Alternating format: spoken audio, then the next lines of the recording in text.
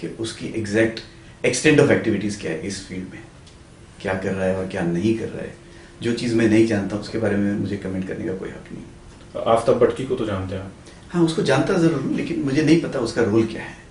मैं आज नहीं कह सकता कि उसकी क्या इन्वॉल्वमेंट है। आफ्ताब बटकी के बारे में आप क्या जानते हैं? बस आफ्ताब को तो मैं ऑन इंडिविजुअल लेवल जानता हूँ। किसी ज़माने में वो दाऊद का मैनेजर रह चुका है, लेकिन किसी ज़माने में दाऊद ने उसको निकाल भी दिया था क्योंकि उसने कुछ गोल्ड के कंसाइनमेंट में काफ़ी बड़ा गड़बड़ी हेरा फेरी की थी। उसके बाद में क्या हुआ ये नहीं जानता मैं। अब तो वहीं कराची में ही है साथ में?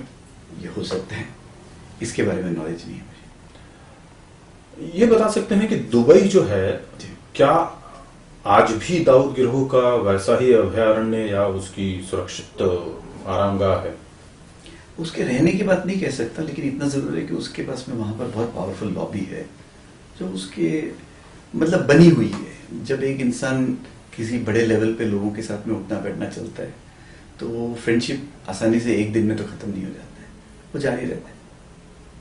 आज अगर आप साउथ ईस्ट एशिया में कहेंगे तो अगर मैं 10-12 साल से यहाँ पर हूँ, किसी दूसरे देश में नहीं हूँ, तो इसका मतलब ये नहीं कि वो मेरे दोस्त आज भी नहीं है। कई सारे लोग हैं। तो ये माना जाए कि दुबई आज भी उन अपराधियों की सैरगाह है या पनाहगाह है? मेरे ख्याल से तो नहीं है। अब यूएई गवर्नमेंट जो है मेरे ख्याल से बहुत हद तक इंडियन गवर्नमेंट के साथ कोऑपरेट करती है और उनको पनाह नहीं दे रही है। जितने भी लोग अब तक डिपोर्ट हुए हैं जी, वे तो वही लोग हैं जो दाऊद के लिए या तो बेकार हो गए या जिन्हें भेजना चाहा। अब डिपोर्ट होने वाले लोगों में जैसे विकी गोस्वामी था ही नहीं, जबकि नारकोटिक्स के केस में वो अरेस्ट हुआ, उसकी भारतीय नागरिकता जो है वो स्थापित की गई थी। विकी गोस्वामी के बारे में इतना जरूर मालूम है कि वो वहां से छूट गया था। उसके बाद में क्या हुआ और कैसे हुआ इसके बारे में मुझे कोई मालूम नहीं। अनीस कम से कम 3 से 4 बार नारकोटिक्स के अलग अलग केसेस में वहां पर खाड़ी देशों में पकड़ा गया है। सुनने में आया है, लेकिन उसके बारे में मैं कंफर्म नहीं कर सकता। यह है कि मुझे उसके या उसके ग्रुप के बारे में बहुत कम नॉलेज है। मुझे ज्यादा नॉलेज सिर्फ छोटा राजन के गिरोह के बारे में, क्योंकि मेरा ज्यादा संबंध उन्हीं के साथ रहा है। तो यानी फिर ये कहावत फिर से दोहराई जाएगी, घर का भेदी लंका ढाए? मुझे नहीं लगता कि वो एप्ट है ये बात। मुझे नहीं लगता कि घर का भेदी लंका ढाए, क्योंकि मुझे तो उनसे अलग होकर 6 साल हो गए। लेकिन इतना जरूर है कि उसकी थिंकिंग, उसकी वर्किंग स्टाइल और जो लोग उनके साथ जुड़े हुए हैं उसके बारे में मुझे जरूर मालूमात है। एक आप लोगों का बेहद करीबी व्यक्ति था मोहन कोटियन जी, उसे गिरोह ने खुद मरवाया ऐसा कहते हैं। क्या कारण था, क्यों मरवाया, किनने मारा? वो मोहन कोटियन सिर्फ एक मिसाल नहीं है जो खुद छोटा राजन ने ही मरवाया था। मोहन कोटियन के बाद ओपी सिंह भी तो मारा गया था। तो इसकी वजह, जैसे मैंने पहले भी आपको कहा, कि जब भी छोटा राजन इनसिक्योर हो जाते हैं किसी की ग्रोथ से, किसी की ग्रोथ को लेकर, मोहन कोटियन भी एक जमाने में बहुत आगे निकल गया था और किसी लेवल पर पहुंच गया था। जब इंसान उस स्तर पे पहुंच जाता था तो उसको जरूर कुछ डर कहिए या इनसिक्योरिटी कहिए जो उसके अंदर आ जाती थी, और उसकी वजह से जो है, अगर किसी ने उसको कह दिया कि ये इंसान तुम्हारे लिए खतरा है, तो उसको कम करने में वो पीछे नहीं हटता, वो अपने आप ही मार देता था धोखे से। साधु शेट्टी और मुतप्पा राय, इनकी क्या दास्तान है? ये क्यों मतलब छोड़ करके ये सब पूरा बाहर निकला है?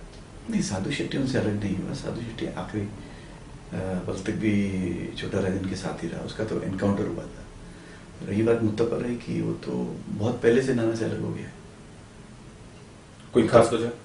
वो तो इतने सारे लोग अलग हो गए, तो उसमें कोई वजह ही नहीं है। ऐसा है कि छोटा राजन के लिए कोई वजह नहीं है। वो सिर्फ लोगों को उस वक्त यूज करता है जब तक उसकी कोई यूटिलिटी है। जब उसकी यूज खत्म हो जाती है तब उसको फेंक देता है। महमूद पर्दा की हत्या हुई थी जी, उसमें आपका नाम लिया जाता है जी। क्यों? ये है कि वो गुजरात में जो है, सूरत के आगे एक जगह है जहां पर एक बॉम्ब ब्लास्ट हुआ था।